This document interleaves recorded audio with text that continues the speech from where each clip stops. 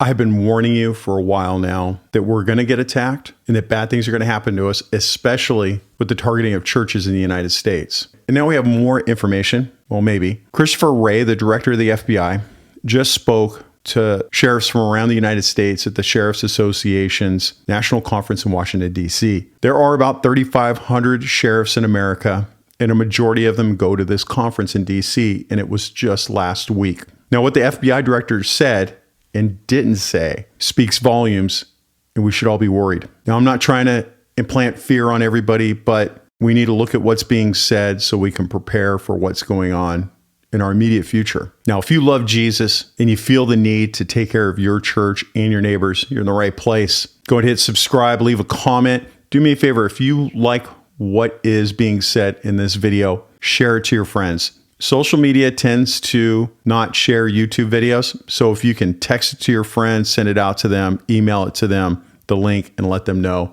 I think this particular topic needs to be spread a little bit more. All right, let's dive right into it. I've had friends report back to me that went to this meeting, this Sheriff's Association meeting or conference. And one of the biggest topics of conversation was about Christopher Wray coming in and talking to them. Specifically, FBI Director Wray came out and talked about how he sees more threats, more red flags, more warnings going off about terrorism in the United States than they ever saw before 9/11. Blinking red lights analogy about 9/11, all the lights were blinking red before 9/11. Would you say that there's multiple blinking red lights out there? I see blinking lights everywhere I turn.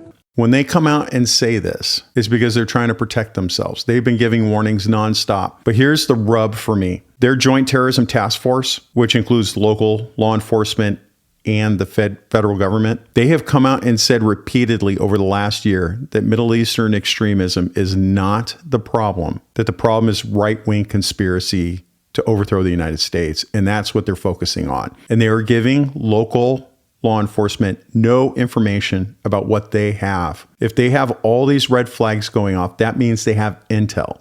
That intel is not being shared to police officers on the street. So that's great that the FBI is coming in and telling us that they see these red flags. Give me the intelligence that we need to protect our people. A great example was brought up by Sheriff Rick Jones from Butler County, Ohio. He made a great comment about what happened in Israel in local law enforcement's role. Let's listen to what he has to say. And we were told by the FBI director, it's not a matter of if, it's a matter of when. We were also told 5 sheriffs went to Israel 5 weeks after the attack. The only thing that saved the Israelis, the government, was the local police. They were outgunned, outmanned. They came over. The Palestinians did. They came over. They killed, raped. The sheriffs were there. They talked to the police. The local police are what saved that country.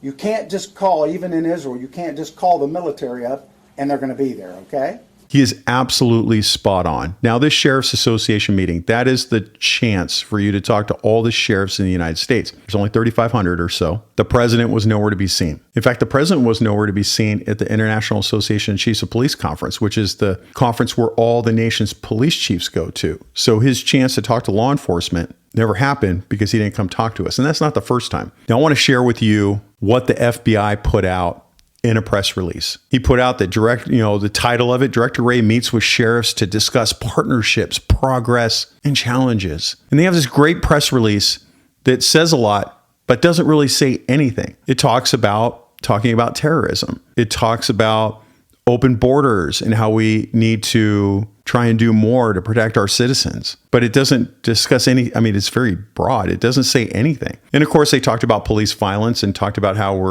that the police basically are creating all these problems in the United States, which that doesn't help. And then he discussed about terrorism that they had stopped in the past, but nothing about what we're going to do to stop what's coming. Now, what I've talked to you in the past about, I've told you that we have intelligence that Hezbollah and Hamas plan to do active shooting incidents around the country. And then when that happens, they're usually going to target churches and schools. I just talked to a JTTF member, and I got to be light about how I talk about it because he's actually going to come on the channel and talk to us, but we're going to disguise his face and voice to protect him, where he talks about the Hezbollah threat actively in the United States and how they're making money and like how they're organizing. And you need to be aware of this because you have to protect your church. What are you doing to protect your church right now? What are you protecting for yourself?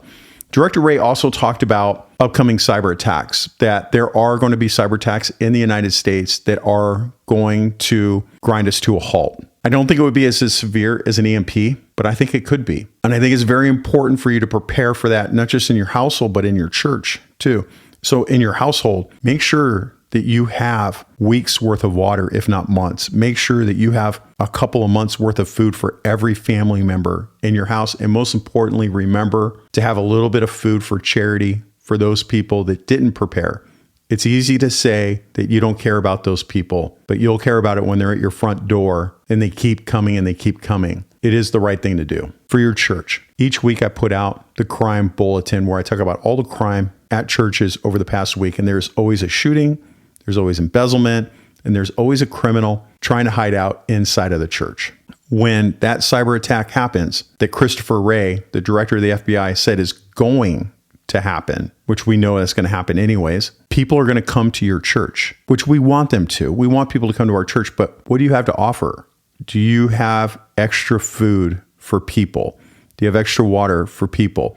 Do you have a way to secure your church so somebody doesn't burn it down? Do you have security for your church when people are worried about their families? These are all things that you need to worry about for your church. We know it's coming, and it's also in the Bible. We know biblically that these things are going to happen. Why are we not getting ready? And some of you are going to say, well, I'm going to be taken during the rapture.